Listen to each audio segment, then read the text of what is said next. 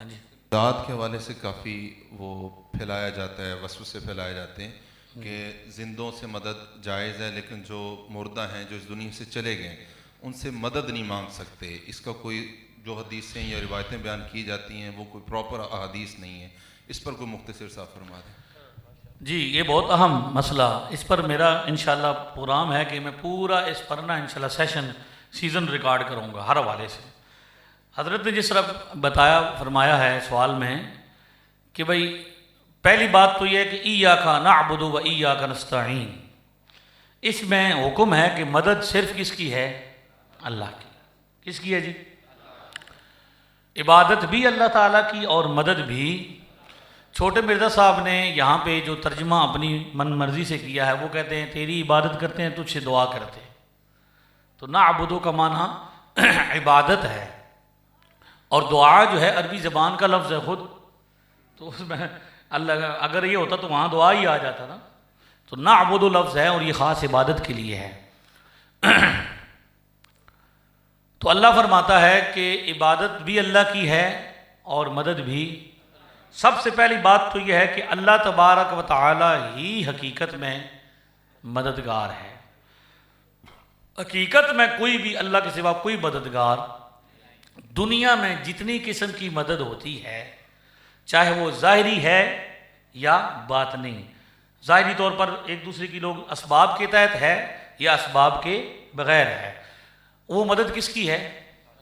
اللہ خود مدد فرمائے یا کسی کو ذریعہ بنائے. مدد کس کی ہے؟ قرآن پاک میں فرشتوں کو مددگار اللہ نے فرمایا.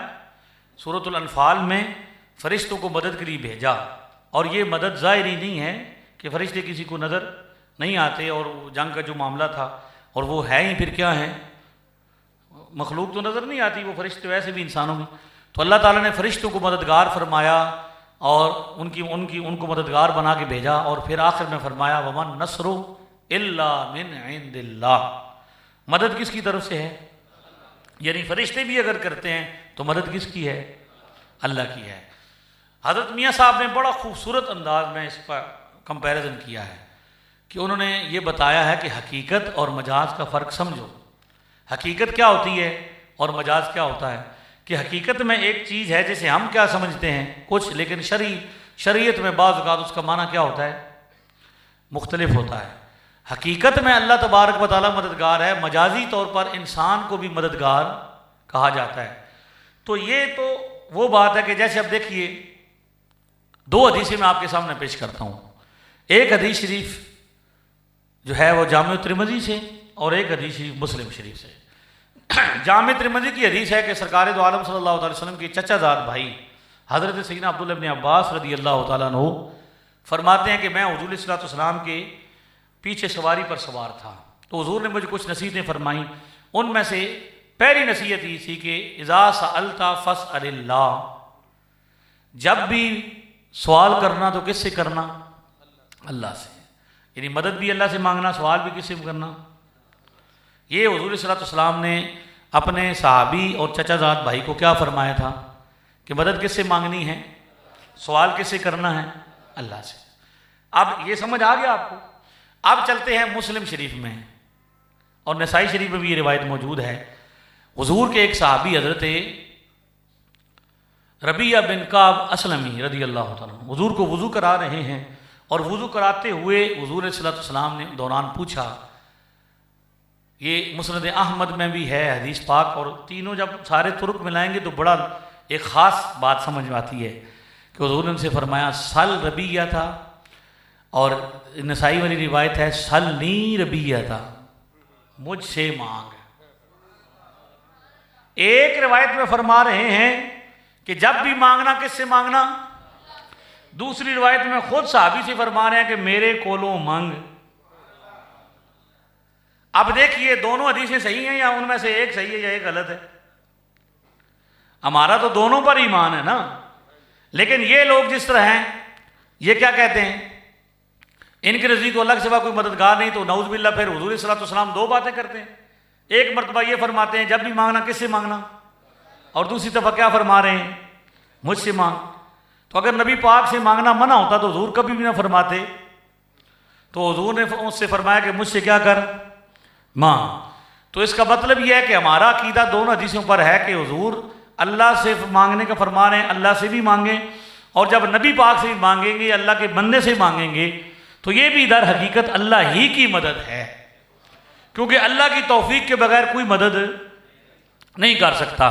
لہذا دونوں حدیثیں کیا ہیں. اب یہاں پہ انہوں نے کہا جی بھائی وہ کہتے ہیں جی بھائی ظاہری اسباب میں, تو یہاں صحابی نے کیا مانگا, حضور نے پہلے کیا فرمایا, مطلق فرمایا سلنی, مجھ سے مانگ. حضور نے قید تک نہیں لگائی.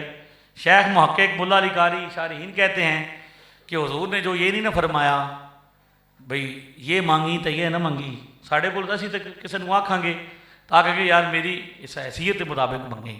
تو حضور نے آکھا بھئی جو منگنا چاہیے مانگ. تو مطلب ہے کہ حضور کو اللہ نے تمام خزانوں کا مالک بنایا. سوال سے ظاہر ہے.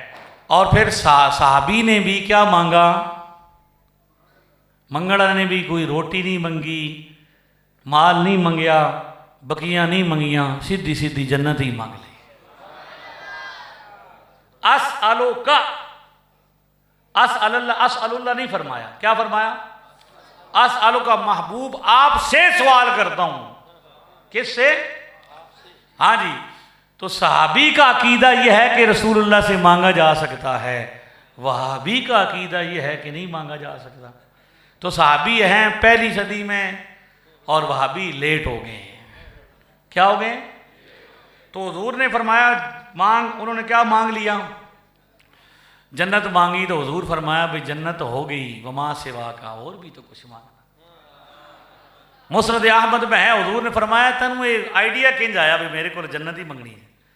تو صحابی نے کہا بھئی میں اور سمجھ نہیں آئی, میں کہا بھئی اللہ کے رسول کو لو منگنا, تو پھر میں جنت منگ سمجھے, دنیا بھی کوئی چیز نہ مانگا. یہ باقاعدہ لفظ ہے کہ میں اللہ کے رسول سے مانگ رہا ہوں اور مجھے دنیا نہیں چاہیے, میں نے کیا مانگے ہیں, جنت مانگی ہے. ہم کو اپنی طلب سے سوا چاہیے, ہم کو اپنی طلب سوا چاہیے, آپ جیسے ویسی عطا, کیوں کہوں یہ عطا وہ عطا چاہیے, ان کو معلوم ہے ہم کو کیا, ان کو معلوم ہے ہم کو. آپ اپنی غلامی کی دے سند, بس یہی عزت و مرتبہ. ارے بھر کے جھولی میری میرے سرکار نے, ہائے مسکرا کر کہا اور کیا چاہیے, مسکرا.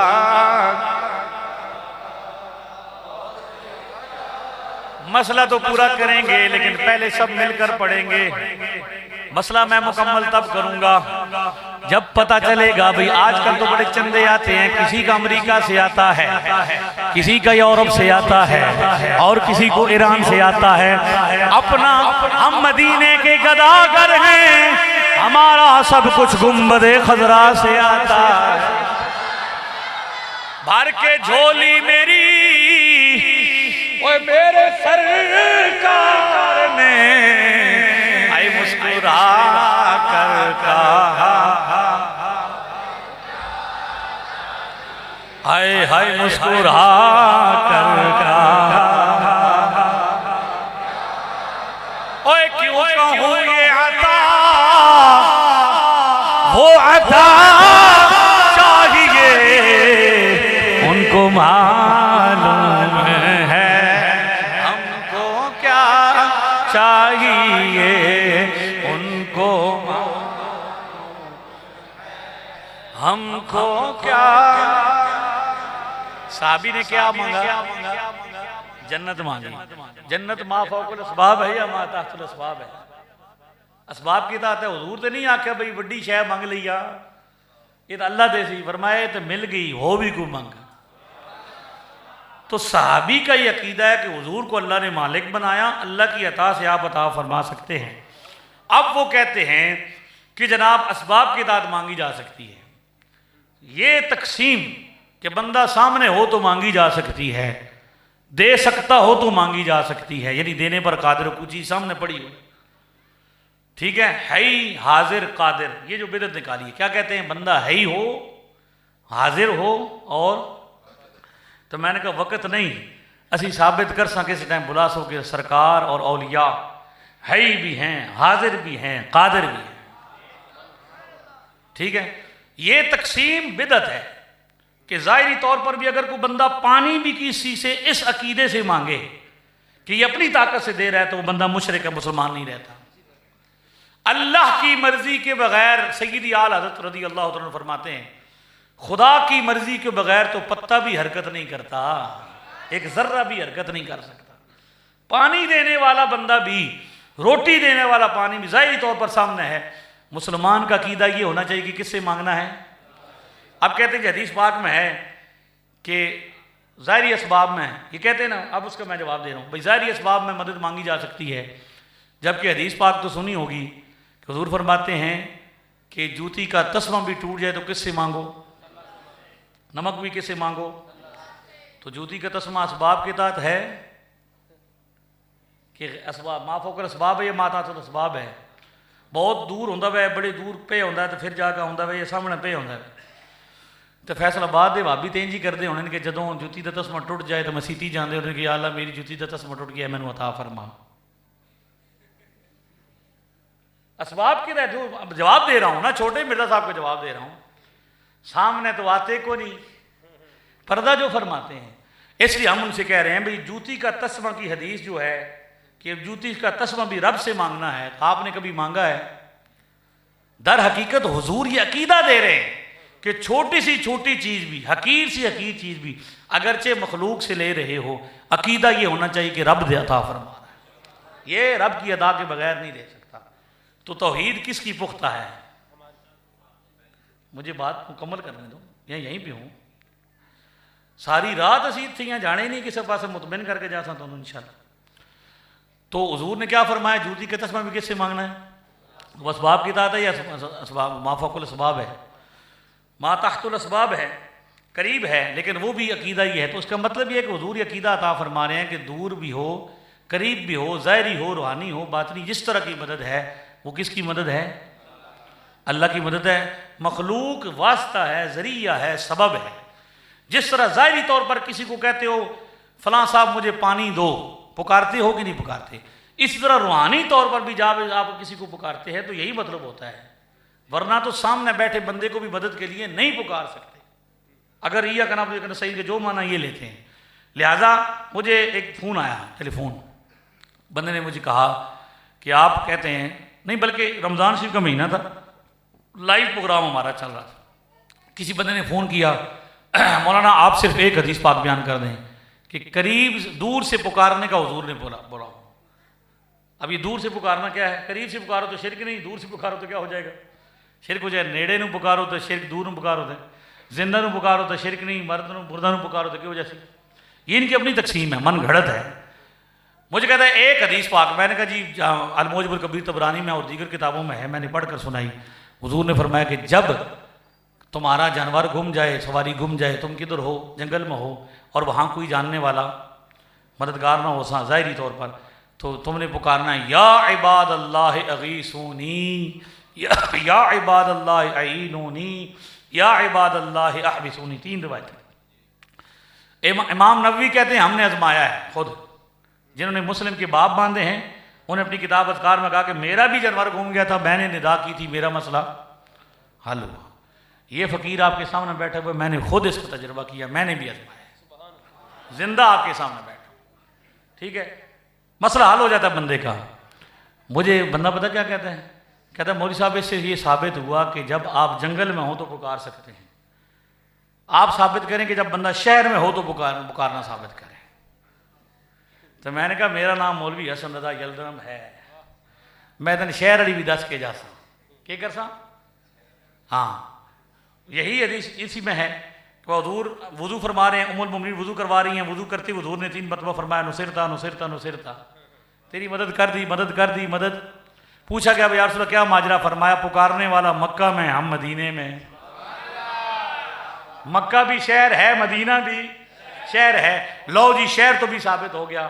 لیکن اگر تو ہوں کو ایک گل آکھی نا کہ اس سے ثابت ہوتا ہے کہ شہر میں ہوں تو مدد مانگ سکتے ہیں، مکہ میں ہوں یا مدینہ میں ہوں، پاکستان میں ہے تو مدد پکارنے کی دلیل پیش کریں تو اے ساڑھے کول۔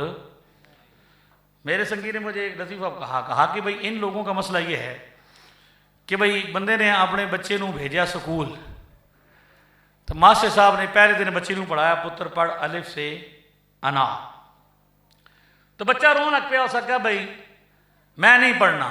میں کہ کیوں؟ ہو سکے جی انار ہوئے گا تو پڑھاں گا۔ انار دکھاؤ تو صحیح پہلے، محقق بچہ تھا نا، ریسرچر۔ ابا جی نے بلایا گیا، ابا جی انار لے کے آئے، سامنے رکھیا، مولوی صاحب ماسٹر صاحب نے پڑھایا پتر پڑھ الف سے انار۔ اونچی آواز سے ہنسنا نہیں ہے، مسکرا دینا ہے، مسجد ہے، ادب کرنا ہے، سمجھانے کا مقصد لطیفہ بازی نہیں، بات سمجھانا ہے۔ بچے نے پڑھا الف سے انار، خوشی ہوگی، ٹھیک ہے چلا گیا۔ دوسرے دن پھر آیا، ماسٹر صاحب نے پڑھایا پڑھ پتر بے سے بکری۔ بچہ رونا شروع کر دیتا ہوں، سکے جی میں تو نہیں پڑھتا ہوں، سکے کون سکے بکری ہو سی تو پڑھ سا۔ ابا جی کو بلایا گیا، انہوں نے بکری لے کے آئے کہیں سے، منگی شنگی جو بھی کیتا، پیسے لے، بکری دکھائی گئی، بچے نے پڑھا بے سے بکری۔ تیجے دڑا پڑھایا گیا تے سے تختی، بچہ پھر رونا شروع ہو گیا۔ ماسٹر صاحب نے پوچھا بھی ہون کیوں؟ سکے جی تختی ہو سی تو پڑھ سا۔ تختی منگائی گئی، پڑھائی گئی، دکھائی گئی، پڑھایا گیا۔ چوتھے دن ابا جی نے، ہوں تو ابا بھی ذہن چوسی تو پتر بھی ذہن چوسی، چوتھے دن ابا جی نے بچے نو سکول نہیں بھیجا۔ ماسٹر صاحب نے پیغام بھیجا بھئی اپنے بچے نو سکول بھیج، اے بچہ بڑا ذہین ہے، اے تو بڑا ہو کے انجینئر بنے گا۔ انہوں بھیجتا کیا انہیں؟ بڑا لائق بچہ ہے۔ ماسٹر صاحب کو ابا جی آئے تو ابا جی آکھا بھی ماسٹر صاحب گزارش ہی ہے بھی پہلے دن تو سن پڑھایا الف سے انار، میں انار بندوبست کیتا، پھر بے سے بکری، بکری بھی لے گیا، تو تے سے تختی بھی بندوبست کر لیا۔ اگے آ رہے ہیں جیم سے جہاز، تو جہاز میرے وس دی گل نہیں۔ انہوں حدیثاں ان چاہیے کہ پہلے کیا ہو جی جنگل سے ہو، جنگل میں ثابت ہو جائے۔ یہ چھوٹے مرزا صاحب کا بیان موجود ہے ویڈیو کہ بھئی آپ وہ جنگل کی بات ہے شہر میں نے لے کر آئے، تو بندہ آگے سامنے بیٹھو، اس نے کہا کمال ہے بھئی جنگل میں توحید اور ہے اور شہر میں اور ہے، جنگل کی توحید اور ہے اور شہر کی توحید اور ہے، کمال ہے۔ تو مسئلہ یہ ہے کہ بھئی غیر اللہ سے مدد مانگنا ظاہری طور پر بھی شرک ہے، جب عقیدہ یہ ہو، جب عقیدہ کہ یہ ذاتی طور پر مددگار ہے، اور غیر اللہ سے مدد مانگنا جائز ہے جب عقیدہ یہ ہو کہ اللہ کی عطا سے عطا کر رہا ہے۔